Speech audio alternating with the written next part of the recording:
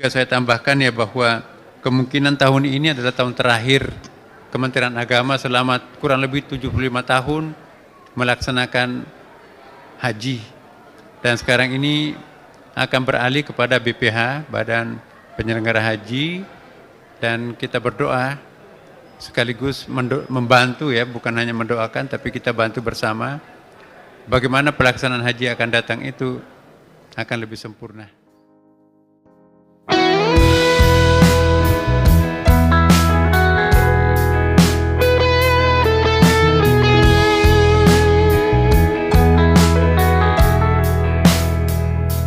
Dilansir dari laman Kemenak RI, Menteri Agama Nasaruddin Umar secara resmi menutup operasional penyelenggaraan ibadah haji 2025.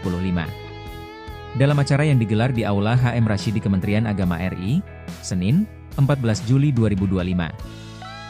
Menak menyampaikan apresiasi yang tinggi kepada seluruh petugas haji yang telah bekerja dengan dedikasi luar biasa selama lebih dari 2 bulan pelaksanaan ibadah haji. Alhamdulillah, saya menyampaikan terima kasih kepada seluruh petugas haji kita yang luar biasa. Mereka tidak hanya bekerja, tetapi juga melayani dengan hati. Bahkan sampai menggendong dan mendorong jemaah yang kelelahan karena cuaca atau usia, ujar Menak dengan penuh haru. Apresiasi ini disampaikan di hadapan para tokoh nasional dan tamu undangan, termasuk Penasehat Khusus Presiden Bidang Haji Muhajir Effendi, Penasehat Khusus Presiden Bidang Pertahanan Nasional Dudung Abdur Rachman, Menteri Perhubungan Dudi Purwagandi, Menteri Pemberdayaan Perempuan dan Perlindungan Anak Arifatul Hoiri Fauzi, perwakilan Kedutaan Besar Arab Saudi, serta para pejabat kementerian dan lembaga terkait. Menak menilai kesuksesan haji tahun ini bukan hanya soal teknis operasional, tapi juga tentang ketangguhan dan respons cepat para petugas menghadapi berbagai dinamika di lapangan. Salah satunya adalah penyesuaian sistem syarikah di pekan awal pelaksanaan haji. Kita sempat menghadapi tantangan di minggu pertama, terutama terkait penyesuaian sistem layanan. Tapi berkat kerja cepat tim, semua bisa ditangani dengan baik, ungkapnya. Menak juga menyampaikan bahwa apresiasi tidak hanya datang dari pemerintah Indonesia, tetapi juga dari pemerintah Arab Saudi. Menurutnya, Saudi menilai jemaah Indonesia sangat tertib dan minim pelanggaran. Ini menunjukkan bahwa peran petugas sangat signifikan. Mereka hadir mendampingi jemaah dengan sepenuh hati, menjadi penopang utama kelancaran ibadah, tambahnya. Tak hanya berhenti pada evaluasi, Kementerian Agama juga merumuskan formula baru untuk perbaikan layanan haji ke depan, yang disebut 5 BPH, 5 terobosan baru, 5 pengembangan progresif, dan 5 harapan masa depan. Namun bagi Menak, semua inovasi itu tak akan berarti tanpa kehadiran para petugas di lapangan. Saya percaya, sebaik apapun sistem, yang membuatnya hidup adalah manusianya. Dalam hal ini, para petugas haji adalah ruh dari pelayanan kita, tegasnya. Menutup sambutannya, Menak kembali menyampaikan rasa terima kasih dan permohonan maaf jika selama pelaksanaan masih ada kekurangan dalam pelayanan. Semoga seluruh jemaah menjadi haji yang mabrur. Dan kepada petugas, semoga dedikasi ini menjadi amal jariah yang tak terputus, pungkasnya. Baik, Assalamualaikum warahmatullahi wabarakatuh. Yang sama-sama kita hormati anggota Amirul Haji bersama kami semuanya ya, Pak Prof Muhajir, Pak Prof Dudu, Sekjen MUI dan Ibu Menteri ya, dan kawan-kawan yang lain sebagian sudah kembali. Perlu saya sampaikan kembali apa yang tadi saya sampaikan. Alhamdulillah pelaksanaan haji kita semuanya rangkaiannya sudah selesai. Tadi semua rombongan petugas sudah tiba dengan baik dan selamat ya. Kami tidak bisa mengingkari bahwa di masa-masa awal ada sedikit kerancuan karena perubahan-perubahan peraturan yang ada di sana dan yang kondisi objektif yang ada di sini. Itu tidak bisa kita hindari. Tapi alhamdulillah berkat kerja keras teman-teman, maka pertengahan sampai bagian terakhir itu berhasil kita atasi semuanya dengan baik.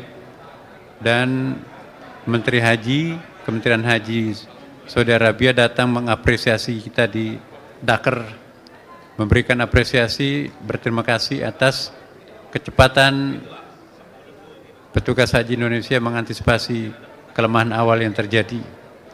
Mencapai puncaknya kemarin Pak Kerajaan Saudi Arabia PMBS bersama Menteri Kerajaan memberikan apresiasi jemaah haji Indonesia tahun ini yang dianggapnya itu sukses, ya, dan memberikan banyak hal sukses, ya, dan memberikan banyak hal yang positif kepada negeri kita. Jadi kunjungan Bapak Presiden dianggap sangat berhasil karena memang target-target yang diharapkan dipenuhi semua oleh pihak kerajaan. Itu pertanda baik buat kita, semoga haji akan datang akan lebih baik.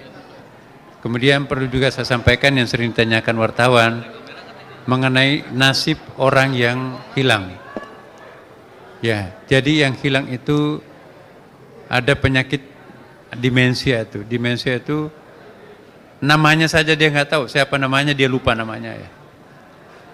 Alamatnya apalagi. Nah, ini yang kita cari sekarang, karena dia hilangnya di hotel, entah kemana, anaknya dan istrinya pun juga ditinggalkan. Tapi memang di Indonesia sudah sering seperti itu. Mungkin pada saat dites, diwawancara oleh dokter, dia dalam keadaan sedang baik-baiknya. Tapi begitu ada panas 50 derajat itu membuat itu semakin kambuh kembali penyakitnya, yang 3 orang ini belum ditemukan. Tenaga-tenaga Indonesia yang masih di Saudi Arabia sekarang tetap mencari, bekerja sama dengan polisi dan pihak-pihak yang terkait di sana. Insya Allah, mudah-mudahan kita berdoa semoga bisa ditemukan apakah dia dalam keadaan masih hidup maupun juga dalam keadaan lain. Ada pertanyaan? Silakan. Silakan.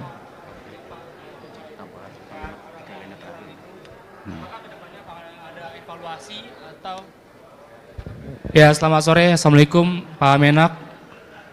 Saya Putra dari Radio Al Sinta. Mengenai ada 3 orang yang dinyatakan hilang, apakah kedepannya ada evaluasi, apakah akan nantinya ada teknologi canggih seperti GPS detektor untuk mengetahui keberadaan dari jamaah yang hilang ke depannya? Terima kasih. Sebetulnya kita sudah ada, ya. Chips itu bisa dilacak sih sebetulnya. Hanya saja gelang-gelangnya itu pun juga dibuka. Ya. Yang ditemukan kemarin yang hilang itu seorang ibu-ibu, sama sekali nggak ada identitasnya, ya. Hanya kebetulan karena mirip Indonesia, maka ditemukan oleh orang. Coba tanya yang pasukan biru itu, ya. Nah, biru ditemukan ternyata bisa bahasa Indonesia, berarti pasti orang Indonesia, ya. Nah, kalau yang nggak punya identitas sama sekali, gelang-gelangnya pun juga dibuka, paspornya nggak bawa, bahkan itu kalung-kalungnya pun juga identitasnya itu sudah nggak dibawa, ditaruh di kamarnya tuh, entah kemana. Jadi inilah persoalan. Kemudian juga saya tambahkan, ya, bahwa kemungkinan tahun ini adalah tahun terakhir Kementerian Agama selama kurang lebih 75 tahun melaksanakan haji. Dan sekarang ini akan beralih kepada BPH, Badan Penyelenggara Haji, dan kita berdoa sekaligus membantu, ya, bukan hanya mendoakan, tapi kita bantu bersama bagaimana pelaksanaan haji akan datang itu akan lebih sempurna. Dan saya selaku pribadi maupun sebagai Menteri Agama, selaku Amir Haji juga memohon maaf kepada Bapak Ibu semuanya, terutama jamaah haji. Mungkin ada pelayanan kami yang kurang baik, dari lubuk hati kami yang sangat dalam bersama kami mewakili teman-teman petugas, termasuk Amirul Hajj, mohon maaf. Dan kami sangat berharap sekaligus bermohon, mari kita merawat agar haji kita menjadi haji mabrur sampai akhir zaman kehidupan kita. Terima kasih. Assalamualaikum warahmatullahi wabarakatuh. Izin Pak Menteri, saya Firda dari Kompas.com, masih soal 3 jemaah yang hilang. Itu proses pencariannya ada batas waktunya enggak Pak Menteri? Enggak, kita mencari tidak ada batas waktu, ya.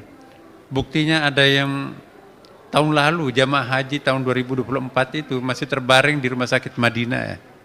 Kita pun juga tetap memberikan perhatian.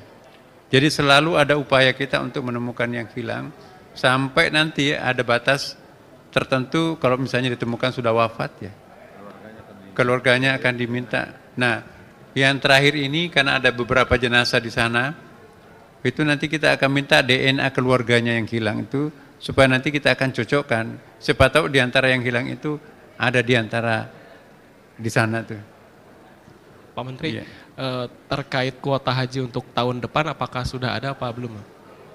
Kuota tahun depan itu nanti akan ditentukan pada saatnya, tetapi isyarat-isyarat awal pemerintah Saudi Arabia itu insya Allah tetap akan mempertahankan minimum apa yang ada, tetapi ada usaha Saudi Arabia itu akan menambah kuota, malah menambah kuota daripada apa yang telah ditetapkan dengan cara membangun fasilitas yang lebih luas. Misalnya di Mina, tempat yang paling sempit itu ya, itu sekarang ini sudah berapa tower di situ. Dan targetnya nanti mungkin beberapa tahun akan datang, itu akan semakin berkurang kemah, tapi bertambah berdiri banyak apartemen di situ. Dan itu lebih murah sebetulnya. Sudah ada kajian bahwa itu lebih efisien, efektif. Kemudian juga jalanan itu pun juga kemungkinan akan diperlebar atau mungkin juga bikin flyover yang sering macet. Buktinya juga Haram sekarang ini sudah diperluas ya kan.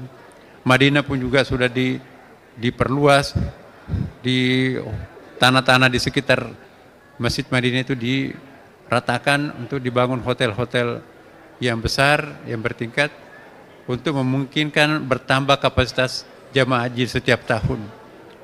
Kemudian juga di tempat-tempat khusus seperti tempat tawaf, tempat jamarat, sa'i itu juga ditingkatkan, diperlebar. Jadi dimungkinkan untuk bertambah jamaah haji nanti akan datang. Bandara pun juga akan diperbanyak. Kemudian juga ada bandara lama pun juga katanya akan diaktifkan lagi. Kemudian juga bahkan ada alternatif bandara lain di sekitar Taif. Jadi lebih banyak kemungkinannya untuk bertambah daripada untuk dikurangi. Karena targetnya Saudi Arabia jangan terlalu lama jamaah haji itu menunggu untuk melaksanakan jamaah haji. Faktor lamanya itu karena ya tadi mencegah jangan terlalu padat Mina, jangan terlalu padat Arafah, Musdalifah, dan jangan menambah kemacetan. Tapi kalau tempat itu bisa diupayakan sedemikian rupa, maka tidak ada alasan untuk membatasi orang menunaikan jamaah hajinya. Terima kasih. Cukup.